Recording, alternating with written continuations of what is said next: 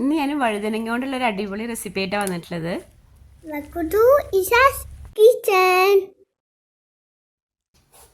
അപ്പോൾ ഞാനിവിടെ ഒരു വലിയ വഴുതനങ്ങ എടുത്തിട്ടുണ്ട്. അത് നമുക്ക് വട്ടത്തിൽ കുറച്ച് കനമുള്ള പീസായിട്ടൊന്ന് കട്ട് ചെയ്തെടുക്കാം. ഇനി നമുക്കൊന്ന് മാരിനേറ്റ് ചെയ്ത് വെക്കണം. ഞാനിവിടെ കുരുമുളക് പൊടിയാണ് എടുക്കുന്നത്. അതല്ലാന്നുണ്ടെങ്കിൽ മുളക് പൊടി എടുക്കാം. ഞാൻ കുരുമുളക് പൊടിയും ഉപ്പും മഞ്ഞൾപ്പൊടി ഇട്ട് കുറച്ച് വെള്ളം ഒഴിച്ചിട്ടൊന്ന് അതിന് മേലെ പുരട്ടി ഒന്ന് കുറച്ച് സമയം വെക്കുകയാണ്. ഉപ്പും മഞ്ഞളും പച്ചമുളകും കൂടി അരച്ച് ചേർക്കണമെങ്കിൽ അങ്ങനെ ചേർക്കാം കേട്ടോ. ഒരു നുള്ള് കായത്തിൻ്റെ പൊടിയും കൂടി വേണം കേട്ടോ. അത് ഞാൻ വിട്ടുപോയതാണ്. അപ്പോൾ അതും കൂടി ചേർത്ത് നന്നായി മിക്സ് ചെയ്തതിന് ശേഷം നമുക്ക് വഴുതനങ്ങയുടെ രണ്ട് സൈഡിലും ഈ മസാല പുരട്ടി കുറച്ച് സമയം വെക്കാം.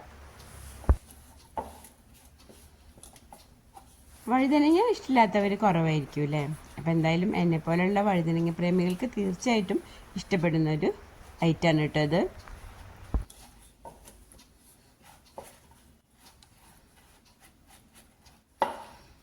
ഇതുപോലുള്ള വലിയ വഴുതനങ്ങ കിട്ടിയില്ലാന്നുണ്ടെങ്കിൽ സാധാരണ നമ്മൾ വാങ്ങിക്കുന്ന ആ ചെറിയ വഴുതനങ്ങ വെച്ചിട്ടും ഉണ്ടാക്കാം കേട്ടോ.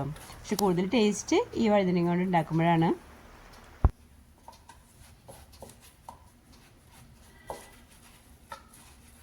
മസാലയൊക്കെ പുരട്ടി ഒരു 10 മിനിറ്റ് വെച്ചതിന് ശേഷം നമുക്കത് വെളിച്ചെണ്ണയിൽ ഒന്ന് ഷാലോ ഫ്രൈ ചെയ്തെടുക്കണം.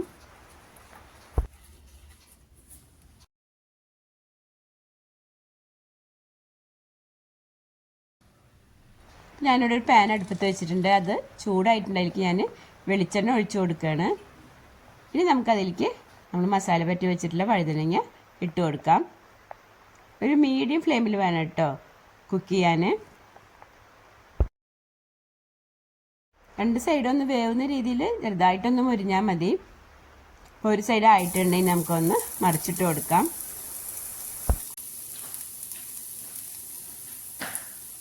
വഴുതനങ്ങ തൈരാണ് ഇന്നത്തെ നമ്മുടെ കറി. നമ്മൾ വഴുതനങ്ങനെ ഫ്രൈ ചെയ്തിട്ടാണ് നമ്മളത് ഉണ്ടാക്കുന്നത്. വഴുതനങ്ങയും തൈരും നല്ല കോമ്പിനേഷൻ ആണല്ലോ.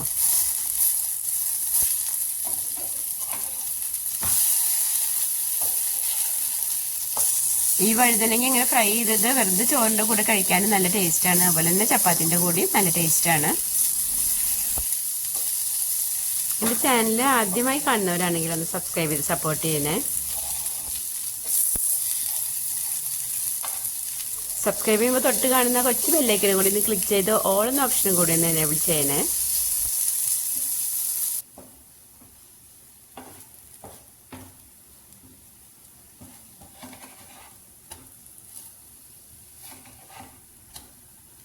അപ്പോൾ വഴുതനങ്ങ രണ്ട് സൈഡും മുരിച്ചിലൊക്കെ പാകമായിട്ടുണ്ട്. ഇനി നമുക്ക് പാനിൽ നിന്ന് മാറ്റാം.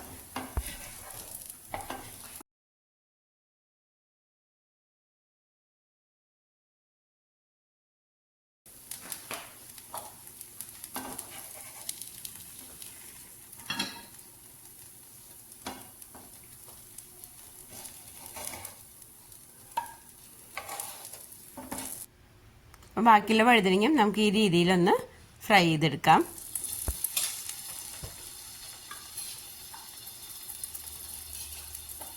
നമുക്ക് വളരെ എളുപ്പത്തിൽ ഉണ്ടാക്കിയെടുക്കാൻ പറ്റിയൊരു കറിയാണ് കേട്ടോ ഇത്. അധികം ഇൻഗ്രീഡിയൻസ് ഒന്നും നമുക്കിതിൻ്റെ ആവശ്യമില്ല.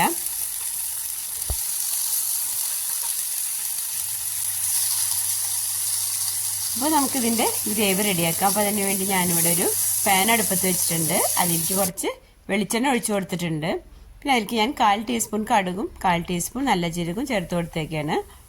അതൊന്ന് പൊട്ടി വരുമ്പോൾ നമുക്കതിലേക്ക് കുറച്ച് കറിവേപ്പില ചേർത്ത് കൊടുക്കാം.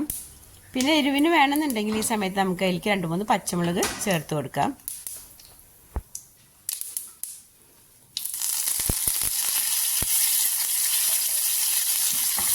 ഞാൻ വഴുതനങ്ങയിൽ കുരുമുളക് പൊടിയാണല്ലോ ചേർത്തിട്ടുള്ളത്. അതുപോലെ തന്നെ ഞാൻ തൈരിലും കുരുമുളക് പൊടിയാണ് ചേർക്കുന്നത്. അതുകൊണ്ടാണ് ഈ സമയത്ത് ഞാൻ ഇതിൽ പച്ചമുളക് ചേർക്കാത്തത്. നിങ്ങൾക്ക് വേണമെന്നുണ്ടെങ്കിൽ പച്ചമുളക് ചേർത്ത് കൊടുക്കാം.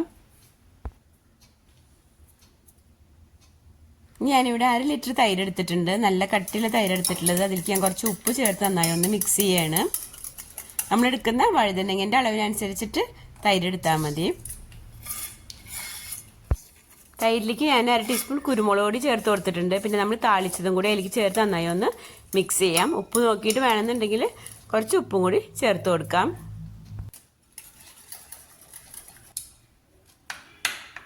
ഇനി ഞാനിവിടെ ഷാലോ ഫ്രൈ ചെയ്തെടുത്ത വഴുതനങ്ങയുടെ മേലേക്ക് നമ്മൾ റെഡിയാക്കിയ തൈര് ഒഴിച്ചു കൊടുക്കുകയാണ്.